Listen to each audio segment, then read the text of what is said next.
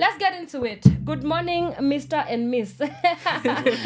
Good morning. Hi, how are you guys doing? Yeah, How are very you fine. How are you doing? You're very fine. Karibuni sana Power Radio. I am Thank you very much amazing. for this opportunity. Amazing. So, for the people who might maybe do not know who you are, let's start with your introduction. I will start with the gentleman on to my immediate right. Okay, thank you very much. My name is Collins Bett. Yes. I'm a recent graduate of journalism and mass communication. Woot woot. Yeah, thank you. Yes. And I feel like being in this space, I really feel alive Oh, for yes. this setup. Yeah, and I'm very grateful for this opportunity. And I'm part of the AYLF, that is Africa Youth Leadership Forum. And as part of AYLF, we have a program called Ajibika Youth Leadership. That is what we are part of. Yes. And that's where we currently undergo training on matters of leadership and governance. Awesome. And we will get more into that. Let's hear the lady on my farthest right. Hi, good morning. Yes. Thank you for having us. For sure. My name is Deche Diana. I am a student at Mount Kenya University pursuing bachelor's in statistics. I am a member of AYLF, Africa Youth Leadership Forum, and at that we have various programs of which I'm part of. So today I'm here for Ajibika Leadership Program. Right. So, yeah. Amazing. Okay, so so maybe we can just start with AYLF and Ajibika Youth Forum. There are people who might have not heard about AYLF. So maybe you can start explaining to us what AYLF is all about. So it's the Africa Youth Leadership Forum. Yeah. Yes. What is it about? Basically, AYLF is a family of friends. It is made up of people who came together as friends after the 2007 post-election violence. Yes. And these people ask themselves questions like, why are we fighting and yet we are friends? So we need to develop a new breed of leadership in Africa and talk about the matters that are affecting us more so as youths. And AYLF basically deals with a youth in universities and in campus and even life after campus. Yes. You can still be part of AYLF. And what we do is we talk about matters of governance, Yes. matters of leadership, and more so with involving youths in matters of leadership and how they can be better leaders, better how we can develop new societies that include people who are self-aware, aware with the government and everything else of just matters of leadership. Awesome. And basically just forming a community of people who can come together and talk about the issues that are affecting them. Right. And the two of you, I understand that you are currently in the cohort of the Ajibika Leadership Forum. Yes. So maybe you can tell us about what that Ajibika Initiative Forum is all about and how is it taking you so far? So Ajibika is a program under AYLF, as I've said. Yes. AYLF has various programs, so Ajibika is one of them. So Ajibika's main motive is to empower youth on governance and decision-making matters in the government. So far, it has been amazing. The journey has been amazing. We are in the 6th month, right? It's our 8th month program. In the 6th month, we've gone for city forums.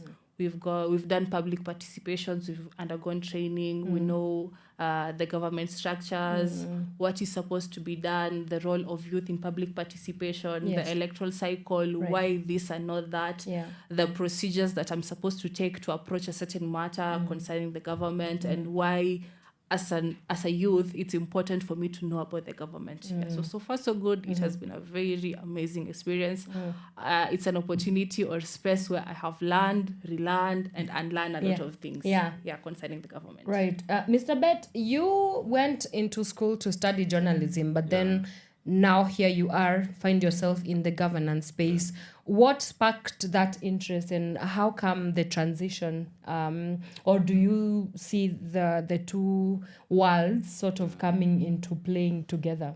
I think there is no much difference between the two worlds, the world of governance and leadership and the world of journalists. And I think you as a journalist personally understand that being a journalist, you have a role in the society. You have a role of informing people. So for you to inform these people, you need to learn what this leadership is about. You cannot actually educate people on what you personally, as a person, you don't understand. Right. So I took it upon myself to understand what is governance, Yes. how the government structures work, from the judiciary, the legislature, and the executive. And having learned this now, then I have a leeway. I have an ability to further my my leadership skills, Yeah. and talking about these issues. And I think as of now, it is really going well. You need to understand, first of all, the constitution. That is what is basic in understanding matters of youth leadership and governance. So right now, I think we are fair off. I think with the Ajibika program, we learn about the government structures, we learn about the constitution, we learn about how certain government processes are done. Yes. Yeah. Wow.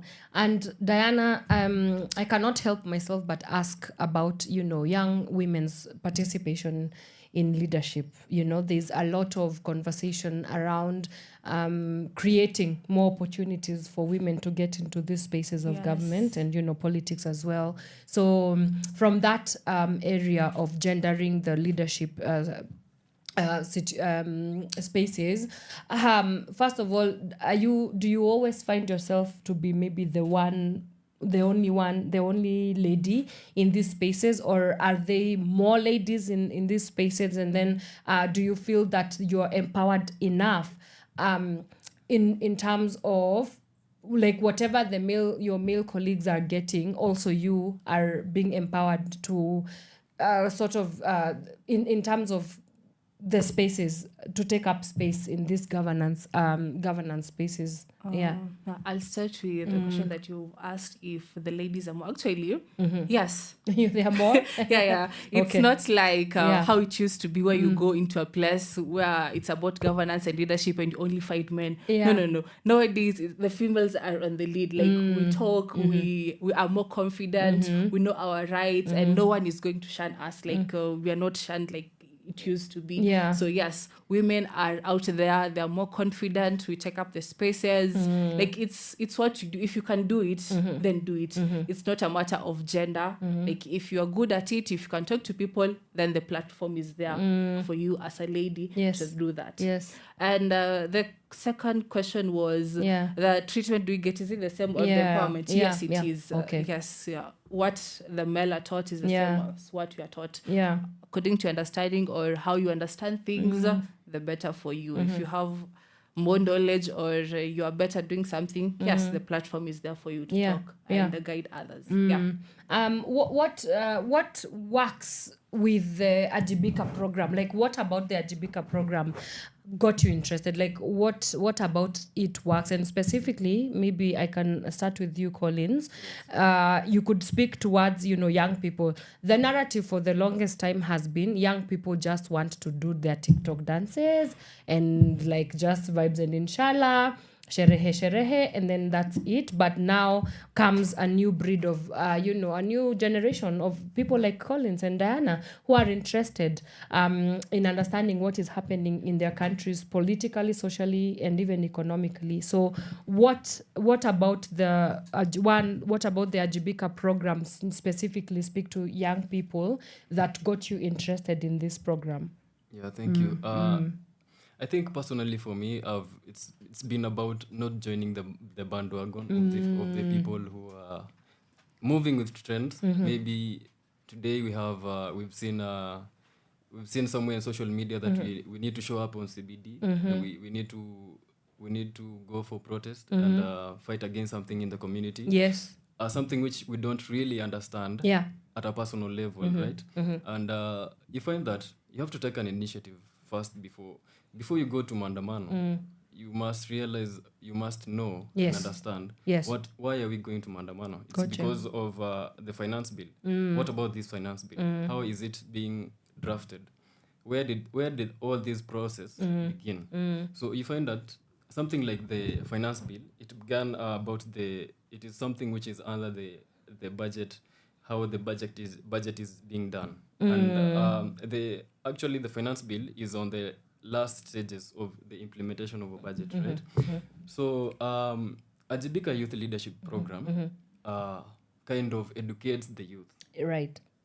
of all these processes, as I've said before. Yes. Yeah, and I wanted to know more, like what is the role of the youth in all these in the processes that are being done in the government? What is the role of youth in governance? Yes. How can we participate in governance? And that is all about that is what Ajibika is all about. Yeah. And as I've said before, we already did civil education. We educated fellow youth during the city forums, which was done in the central and coastal region, and also western region. Nairobi region. Okay. Okay.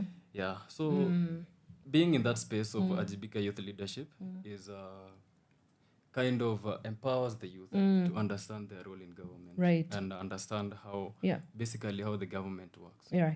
Right. Awesome. If you're just joining us, this is the Power Morning Drive Show. We are talking about the role of young people in governance, and we are talking about with two amazing young Kenyans, Mr. Collins Bett and Miss Diana Deche, and they are part of the AYLF, that is the Africa Youth Leadership Forum, and we are talking about what their experience has been as young Kenyans navigating the space of leadership and governance. And I want us to now get into a conversation about meaningfully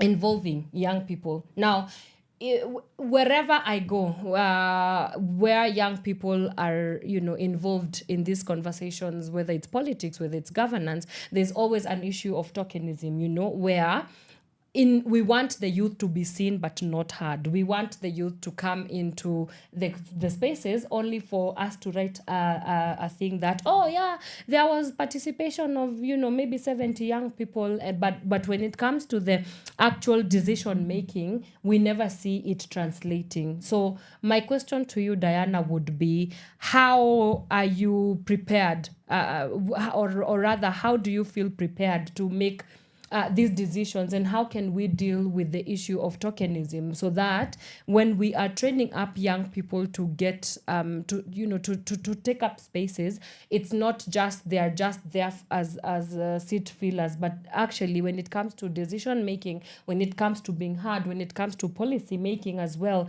we are opening up the space for young and more young people in these conversations.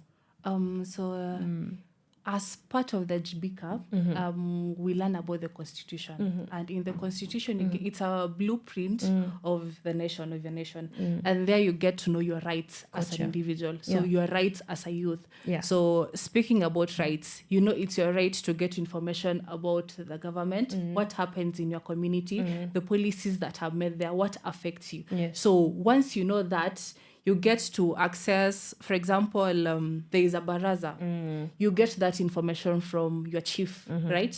So when you go to the chief, you hear that, yes, there's a baraza, and this is what you're going to talk about. You're going to talk about the development of, let's talk about creating a shed for boda men. Most of them are youth, right? Yes. So that involves them, right? Yes. They go there and sit. They go express whatever it is that bothers them, because they are the ones in that space, not the chief. The chief won't be there riding the boda. No, he won't be there. But you as a youth, it's important for you to go there and state your will, or what really affects you.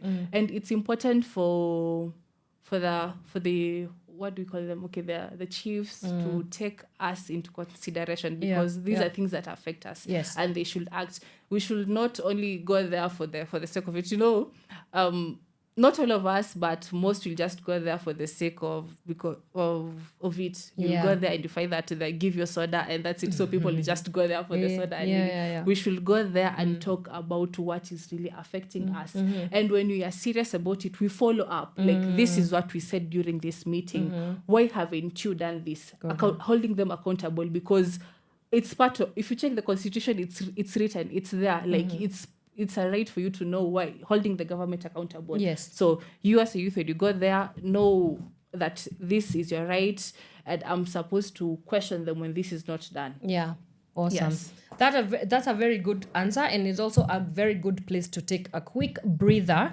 Let's get some music. I think Kampmula, as I had mentioned earlier, is on the way, and as well Tetushani with Africa Sun, because I need the sun. It's such a chilly morning in Nairobi. But when we come back, we will continue with our discussion today. We will touch on what does young people holding the government or the powers that be accountable look like. And now we're going to talk about Maandamano, because I think it was such a powerful statement that young people of this nation, where we are going and what we need to be getting ourselves prepared for. A new wave, definitely, of young Kenyans that are willing to steward this country to the heights that they're supposed to be stewarding. We will also talk about the city forums, as well as I do understand that in the program you go to university students as well. So I would love to hear what is the reception from the young people, back in the universities. Are they interested, or they just want to go to their classes and then like that's it? Hizo stories zingine ni za jaba haziwahusu. So we will talk about that as we come back. Keep it Power Radio. This is the Power Morning Drive show. Today we are discussing the role of young Kenyans or youth participation in governance, meaningfully involving and creating spaces, avid spaces for young people to get into the conversation and take lead and participate in governance, to know what is happening and be conscious politically, socially, economically as well. So you do want to stick around for that kind of conversation.